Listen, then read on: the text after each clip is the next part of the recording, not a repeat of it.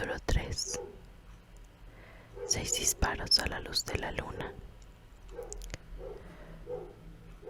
No es corriente descargar los 6 tiros de un revólver con toda precipitación, cuando uno habría sido sin duda suficiente. Pero hubo muchas cosas en la vida de Herbert West que no eran corrientes. No es habitual, por ejemplo, que un médico recién salido de la universidad sea obligado a ocultar los motivos que le impulsan a elegir determinada casa y consulta. Sin embargo, ese fue el caso de Herbert West.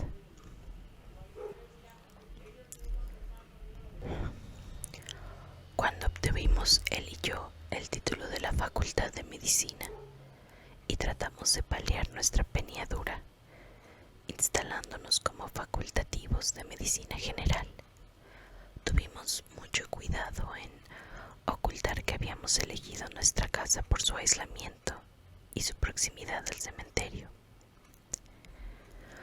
Un deseo de soledad de esta naturaleza rara vez carece de motivos, y como es natural, nosotros los teníamos también. Nuestras necesidades se debían a un trabajo claramente impopular. Externamente éramos médicos tan solo, pero por debajo de esa superficie había objetivos de una importancia cuyo más grande y terrible, ya que lo esencial en la vida de Herbert West era la búsqueda en las negras y prohibidas regiones de lo desconocido. En ellas esperaba descubrir el secreto de la vida y de devolver la animación perpetua al barro frío del cementerio. Una búsqueda de ese género requiere extraños materiales, entre ellos cadáveres humanos muy recientes, y para mantenerse abastecido de tales elementos indispensables, uno debe vivir discretamente y no muy lejos de un lugar de enterramientos anónimos. West y yo nos habíamos conocido en la universidad y fui el único quien simpatizó con sus espantosos experimentos. Gradualmente me había convertido en su ayudante inesperado, y ahora que abandonábamos la universidad teníamos que seguir juntos. No era fácil que dos doctores encontraran una salida juntos, pero finalmente, por influencia de la universidad, se nos proporcionó una consulta en Bolton, pueblo industrial próximo a Arkham. Las fábricas textiles de Bolton son las más grandes del valle de Miskatonic, y sus operarios políglotas no han sido jamás pacientes gratos para los médicos de la localidad. Elegimos nuestra casa con el mayor cuidado y optamos finalmente por un edificio ruinoso próximo al final de Pond Street, a 5 números de nuestro vecino más cercano, y separada del cementerio tan solo por una extensión de pradera cortada por una estrecha franja de espeso bosque que hay al norte. Dicha distancia era mayor de lo que hubiéramos deseado, pero no encontramos una casa más cerca, a menos que nos hubiéramos instalado en el otro lado del prado, lo que quedaba muy retirado del distrito industrial. Pero no estábamos demasiado descontentos, ya que no teníamos vecinos entre nosotros y nuestra siniestra fuente de abastecimiento. El camino era largo, pero podíamos transportar nuestros mudos ejemplares sin que nadie nos molestase. Nuestro trabajo fue sorprendentemente abundante desde el principio mismo, como para satisfacer a la mayoría de los jóvenes doctores, y lo bastante abundante para resultar un aburrimiento y una pesadez a aquellos estudiosos cuyo verdadero interés residía en otra cosa. Los trabajadores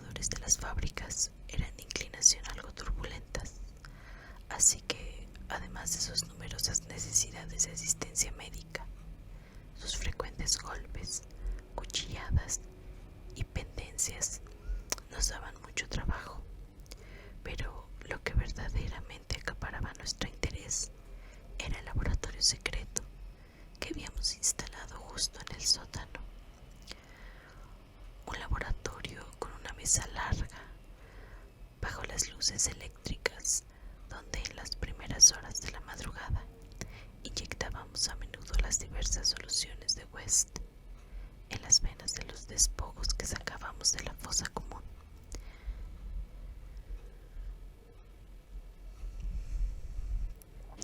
West experimentaba febrilmente, tratando de encontrar algo que pudiese poner en marcha de nuevo los movimientos vitales.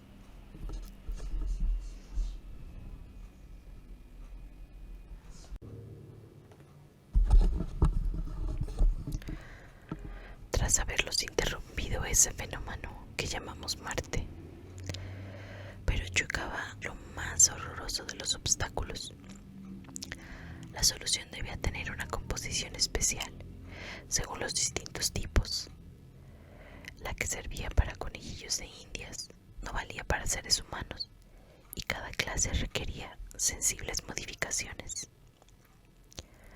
Los cuerpos tenían que ser excepcionalmente frescos, dado que una ligera descomposición del tejido cerebral hacía imposible que la reanimación fuese perfecta.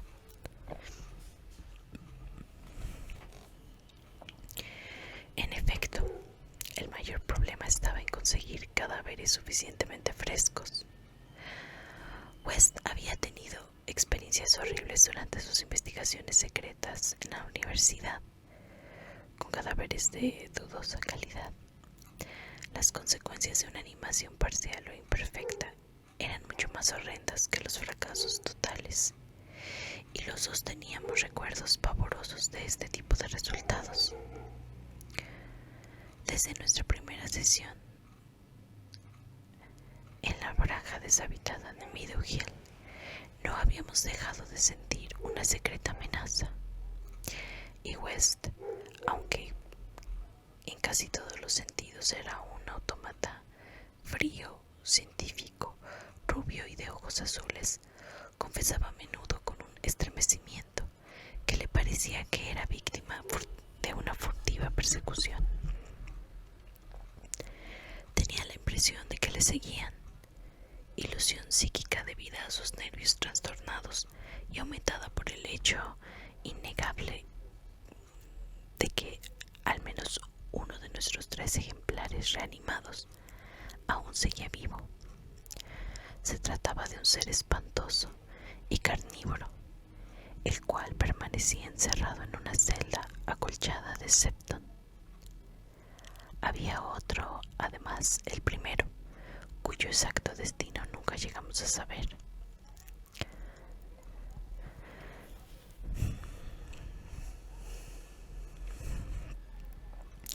Tuvimos bastante suerte con los ejemplares de Bolton, mucha más que con los de Arkham. Aún no hacía una semana que estábamos instalados cuando nos apoderamos de una víctima de accidente la misma noche de su entierro, y conseguimos que abriese los ojos con una expresión asombrosamente lúcida antes de que fallara la solución. Había perdido un brazo.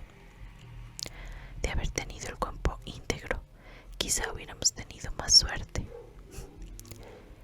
Entre esa fecha y el siguiente mes de enero efectuamos 3 ensayos más. Uno fue un fracaso total. En otro conseguimos un claro movimiento muscular. En cuanto al tercero, el resultado fue estremecedor. Se levantó por sí solo y emitió un sonido gutural. Luego vino un periodo de mala suerte. Descendió el número de entierros, y los que se efectuaban eran ejemplares demasiado enfermos o mutilados para poderlos aprovechar. Seguíamos la pista a todas las defunciones y las circunstancias en que ocurrían con un cuidado sistemático. Una noche, sin embargo, conseguimos inesperadamente un ejemplar que no provenía de la fosa común. El puritanismo imperante en Bolton tenía prohibida la práctica del boxeo, lo que no dejaba de tener las lógicas consecuencias. Los combates mal dirigidos entre obreros eran cosa corriente y de vez en cuando traían de fuera algún campeón profesional de escasa categoría. Esa noche de finales de invierno habrían celebrado un combate de este tipo, evidentemente con desastrosas consecuencias, ya que vinieron a buscarnos dos polacos asustados, suplicándonos en un lenguaje casi incoherente que atendiésemos un caso muy secreto y desesperado. Le seguimos hasta un cobertizo donde todavía quedaba un grupo de espectadores extranjeros observando asustados el cuerpo negro que yacía exánime en el suelo. En el combate se habían enfrentado Kid O'Brien, un joven torpe y ahora tembloroso con una nariz ganchuda muy poco irlandesa, y Buck Robinson, el betún de Harlem. El negro había sido noqueado y tras un breve examen nos dimos cuenta que no se recuperaría.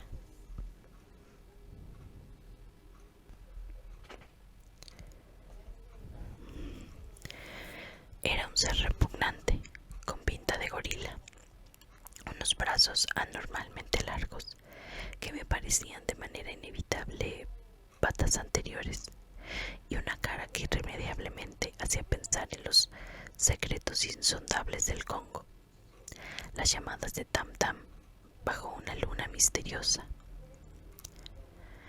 El cuerpo debió de tener el peor aspecto en vida, pero el mundo contiene muchas fealdades. Aquella gente despreciable estaba asustada, ya que no sabía que podía exigirles la ley si el caso llegaba a conocerse, y se sintieron agradecidos cuando West, a pesar de mis involuntarios estremecimientos, se ofreció a librarles del cuerpo en secreto, puesto que yo conocía muy bien sus intenciones. Había una luna resplandeciente sobre el paisaje sin nieve, pero vestimos el cadáver y lo llevamos a casa entre los dos por las calles desiertas y el campo, de mismo modo que transportamos un cadáver parecido una horrible noche en Arkham. Nos dirigimos a casa por el campo de atrás. Entramos el ejemplar por la puerta trasera, lo bajamos al sótano y lo preparamos para nuestro experimento habitual. Nuestro miedo a la policía era absurdamente considerable, aunque habíamos calculado nuestro recorrido de forma que no nos tropezáramos con el guardia que hacía ronda por aquel distrito. El resultado fue enojosamente decepcionante. Con su aspecto horrendo, nuestra presa fue totalmente insensible a todas las soluciones que inyectamos en su brazo, de modo que, cuando se acercaba peligrosamente a la hora del amanecer, hicimos lo mismo que con los demás. Lo llevamos a rastras por el prado hasta la franja del bosque próxima al cementerio y lo enterramos allí, en la mejor sepultura de la helada tierra.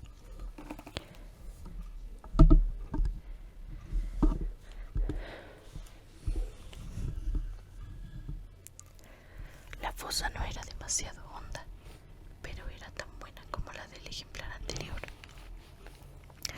Aquel se había levantado y había proferido un grito.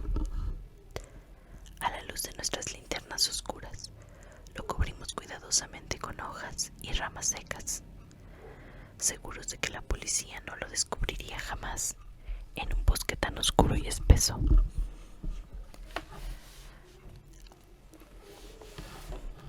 Al día siguiente me sentí alarmado, ya que un paciente me trajo la noticia de que se sospechaba que habían celebrado un combate y que había muerto alguien. West tenía otro motivo de preocupación. Por la tarde le habían llamado para que atendiese un caso que acabó de forma amenazadora.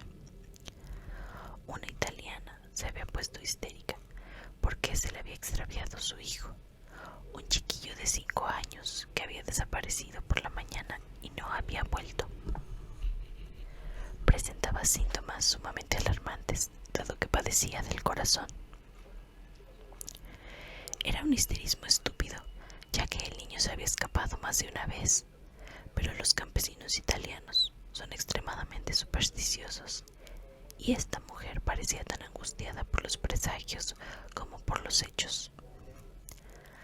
Hacia las 7 de la tarde la mujer falleció, y su frenético marido armó un escándalo espantoso, empeñado en matar a West, a quien culpaba furiosamente en no haberle salvado la vida.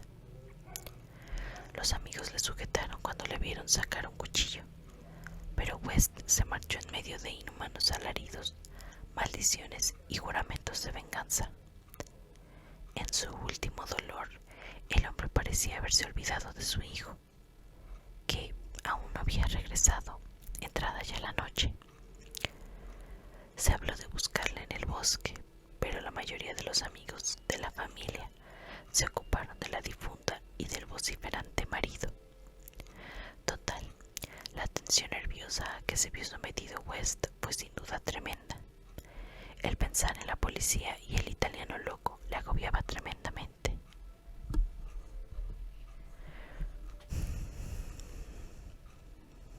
Nos retiramos a descansar alrededor de las 11, pero yo no dormí bien. Bolton contaba con un cuerpo de policía sorprendentemente eficaz, pese a ser un pueblo pequeño, y yo no paraba de pensar en el escándalo que provocaría si se llegaba a descubrir lo ocurrido la noche anterior. Podía significar el fin de nuestro trabajo en la localidad, y quizás en la cárcel. Me inquietaban los rumores que corrían acerca del combate de boxeo.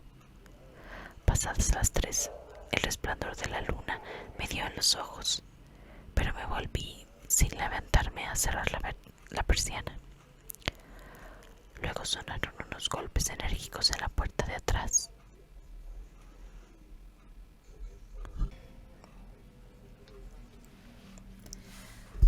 Permanecí inmóvil, algo aturdido. Poco después oí a West llamar a mi puerta. Estaba en bata y zapatillas y tenía en las manos un revólver y una linterna eléctrica. Al ver el revólver, comprendí que pensaba más en la enajenada que en el italiano. Al ver el revólver, comprendí que pensaba más en el enajenado italiano que en la policía. Será mejor que bajemos los dos, susurró. No estaría bien no contestar. Quizás sea un paciente. Sería muy propio de uno de esos idiotas llamar por la puerta de atrás. Así que bajamos los dos sigilosamente, con un temor en parte justificado y en parte debido solo al misterio de las primeras horas de la madrugada. Volvieron a llamar, un poco más fuerte. Al llegar a la puerta, corrí el cerrojo y abrí de par en par. Al revelar la luz de la luna la figura que teníamos delante, West hizo algo muy extraño. A pesar del evidente peligro de atraer sobre nuestras cabezas la temida investigación policial, cosa que felizmente evitamos por el relativo aislamiento de nuestra casa, mi amigo, súbita, excitada e innecesariamente, vació las 6 recámaras del revólver sobre nuestro nocturno visitante.